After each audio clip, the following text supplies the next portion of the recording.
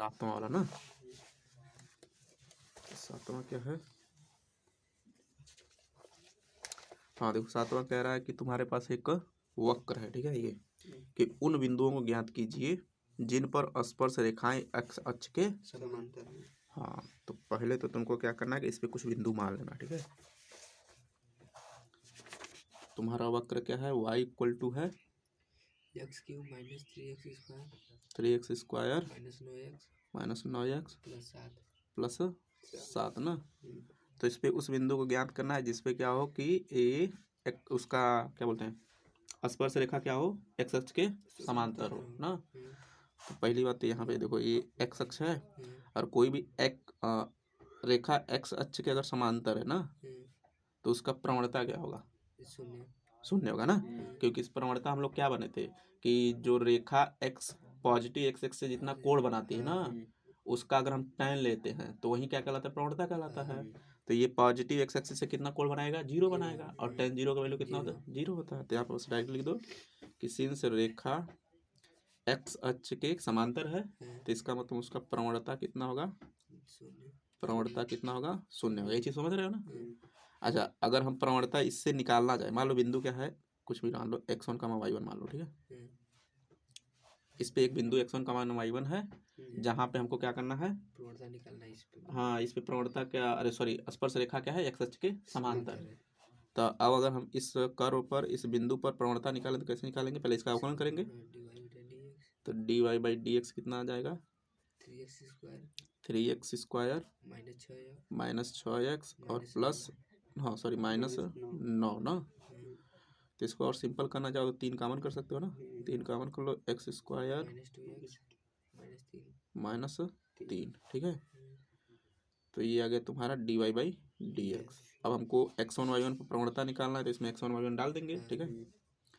तो dy/dx eight x1 y1, ठीक है। तो क्या आ जाएगा, 3x1 का स्क्वायर माइनस 2x1 माइनस 3 ना। हाँ, ये प्रवणता किसके बराबर है, तो इसको 0 के बराबर कर दो, डायरेक्ट इसमें कर दो, ठीक है। तो अब इसको हल कर लो ना, 3 को उधर गुणा कर दोगे, x1 का स्क्वायर माइनस 2x1 माइनस 3 बराबर बन गया द्विघात समीकरण। इसको हल करो, अब कैसे हल करोगे, 1 2 हो जाएगा। हाँ मतलब यहाँ पर ऐसी दो संख्या रखना है, 1 3 यहाँ पर रखना है हमको, क्या ऐसी दो संख्या रखना है, मतलब हमको रखना पड़ेगा 3 माइनस 1 रखना पड़ेगा ना। तो 3 माइनस 1 रखेंगे यहाँ पर, -3 और +1 रखना पड़ेगा। हाँ हाँ माइनस क्योंकि आना चाहिए ना, तो +1 रखना पड़ेगा ना। तो यहाँ पर रखोगे तो x1 की वैल्यू 1 आएगी, 3 आएगी ना, और एक क्या आएगी, 1 आएगी। समझ रहे बातों का ना, 1 नहीं -1 आएगा ना। अरे इसको कर ही लो यार, x1 स्क्वायर 2 की जगह हम क्या लिखते हैं, -3 + 1 लिखते हैं, और फिर पे x1 -3 = 0 ना। तो x1 के स्क्वायर प्लस 3x1, ठीक है, माइनस क्योंकि माइनस x1 और -3 बराबर,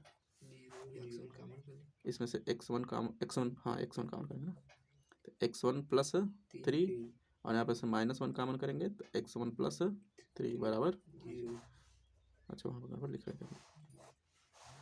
तो x1 की वैल्यू क्या आ जाएगी, एक -3 आएगी और एक क्या आएगा, 1 आएगा ना। तो ऐसे दो बिंदु हैं जहाँ पे x1 की वैल्यू -3 और एक 1 है, ठीक है, जहाँ पे प्रवणता क्या होगी, x अक्ष के समांतर होगी। बट हमको बिंदु कह रहा है तो उसमें 2 नंबर होने चाहिए, -3,0 और 1,0 पर। तो y का वैल्यू निकालना पड़ेगा फिर। मतलब 2 बिंदु हैं, एक तो बिंदु ये है जिसमें x की वैल्यू कितनी है, -3 है और y हमको नहीं पता है, ठीक है। एक बिंदु ये है जिसमें x की वैल्यू 1 है, y हमको नहीं पता है, y निकालना है अभी, ठीक है। तो y कैसे निकालोगे, देखो ये बिंदु क्या है, x1 y1 हमने इस कर्व पे माना है ना, तो ये इस बिंदु को क्या करेगा, संतुष्ट करेगा। तो इसमें डाल दो, तो यहाँ से क्या लिखोगे, y1 बराबर x1 का क्यूब ना -2 3x1 का स्क्वायर एंड -9x1 और +7। हमको अब y1 चाहिए, तो जब x1 की वैल्यू कितनी है, -3 है, तो यहाँ पर -3 डालोगे तो y1 की वैल्यू आएगी कुछ ना कुछ। एक बार 1 डालोगे तो कुछ ना कुछ आएगा, ठीक है।